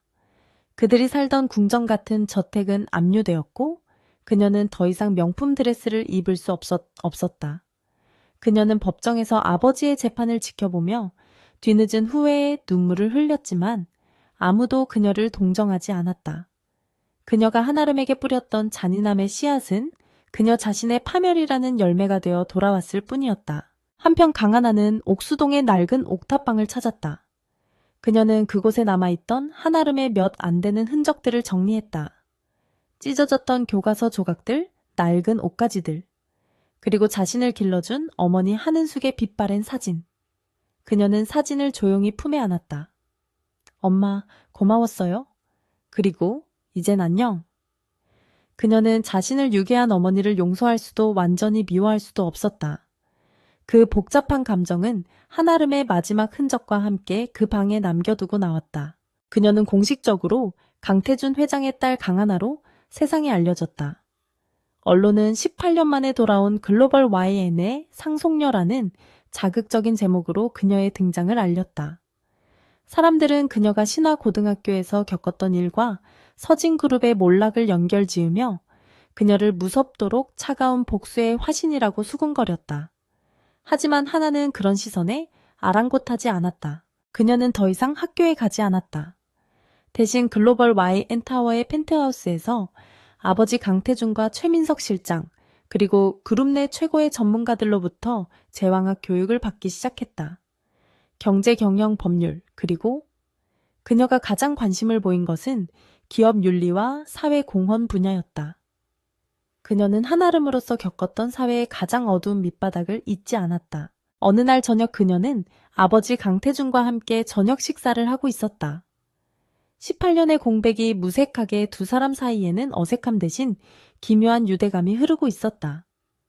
그들은 비즈니스 파트너처럼 혹은 오랜 동지처럼 보였다. 아버지, 제가 하고 싶은 일이 있어요. 하나가 입을 열었다. 강태준은 말없이 그녀를 바라보며 다음 말을 기다렸다. 재단을 만들고 싶어요. 재단, 강태준의 눈썹이 살짝 올라갔다. 그룹 차원에서 이미 여러 개의 공익재단을 운영하고 있다. 네가 원하는 곳에 얼마든지 기부할 수 있어. 하나는 고개를 저었다. 단순히 돈을 기부하는 자선재단이 아니에요. 제가 겪었던 일, 한아름이 겪었던 고통을 다른 아이들이 겪게 하고 싶지 않아요. 그녀의 눈빛은 복수심이 사라진 자리에 새로운 열정으로 빛나고 있었다. 신화 고등학교 같은 곳에서 부모의 돈과 권력 때문에 고통받는 아이들을 위한 재단이에요. 그들에게 최고의 변호사를 붙여주고 심리 상담을 지원하고 그들이 다시 일어설 수 있도록 교육 기회를 제공하는 그런 전략적인 재단이 필요해요. 그녀는 자신의 계획서를 아버지 앞에 내밀었다. 계획서의 표지에는 푸른 불사조 재단, 블루 피닉스 파운데이션이라는 이름이 적혀 있었다. 그것은 그녀와 아버지를 18년 만에 이어준 펜던트의 상징이었다. 그리고 저처럼 가난하지만 재능 있는 아이들을 위한 장학금도 운영할 거예요. 하지만 단순히 돈만 주는 게 아니에요. 그 아이들이 학교라는 정글에서 무너지지 않도록 우리가 그들의 법적, 정신적 보호자가 되어주는 거죠. 강태준은 딸의 계획서를 천천히 읽어 내려갔다. 그 안에는 자신의 아내 서지연의 따뜻한 마음과 자신의 냉철한 전략적 사고가 완벽하게 조화되어 있었다. 그는 고개를 들어 딸을 바라보았다. 18세의 소녀가 아니라 글로벌 YN의 미래를 이끌어갈 진정한 후계자의 모습이 그곳에 있었다. 그는 조용히 미소 지었다. 좋다. 네가 원하는 대로 해. 글로벌 YN의 모든 자원을 동원해서 네가 이 세상의 부조리와 싸우는 것을 돕겠다. 몇 달 후 푸른 불사조 재단의 출범식이 열렸다. 강하나는 재단 이사장 자격으로 단상에 섰다. 그녀는 더 이상 낡은 교복을 입은 위축된 소녀가 아니었다. 그녀의 목소리는 자신감 넘쳤고 그녀의 비전은 확고했다. 이진호도 그 자리에 참석했다. 그는 법무법인 태평의 후계자로서 재단의 법률 자문을 맡기로 했다. 그는 단상 위에 하나를 바라보며 자신이 그녀의 강인함 뒤에 숨겨진 진실을 너무 늦게 알았음을 깨달았다. 그날 밤 펜트하우스 집무실. 강하나와 강태준은 나란히 서서 서울의 야경을 내려다보고 있었다. 두 사람 사이에는 말이 없었지만 그 어떤 대화보다 깊은 이해가 흐르고 있었다. 책상 위에는 완벽하게 복원되어 하나가 된 불사조 펜던트가 작은 스탠드 조명 아래 빛나고 있었다. 아름이었을 때 매일 밤 이 도시의 불빛을 보며 절망했어요. 하나가 조용히 입을 열었다. 저 많은 불빛 중에 나를 위한 자리는 하나도 없다고 생각했죠. 강태준은 말없이 손을 뻗어 딸의 어깨를 감쌌다. 그의 손은 크고 따뜻했다. 18년 만에 처음으로 느껴보는 아버지의 온기였다. 이제는 저 불빛들이 다르게 보여요. 꺼뜨려야 할 불빛이 아니라 지켜내야 할 불빛, 그리고 더 밝혀야 할 불빛으로요. 강태준은 딸의 말에 고개를 끄덕였다. 그게 바로 네가 돌아온 이유다, 하나야. 그는 딸의 어깨를 다독였다. 너는 내 딸이자 글로벌 YN의 미래다. 그리고 너는 네 어머니가 그랬던 것처럼 이 세상을 조금 더 나은 곳으로 만들 거다. 두 사람은 함께 창밖을 바라보았다. 동쪽 하늘이 서서히 밝아오고 있었다. 그것은 서유나의 제국이 몰락한 자리에 떠오르는 강하나의 새로운 시대, 새로운 정의를 알리는 눈부신 빈민 새벽이었다. 잃어버렸던 부녀 부부 누는 마침내 하나의 가족이 되어 그 찬란한 빛을 함께 맞이하고 있었다.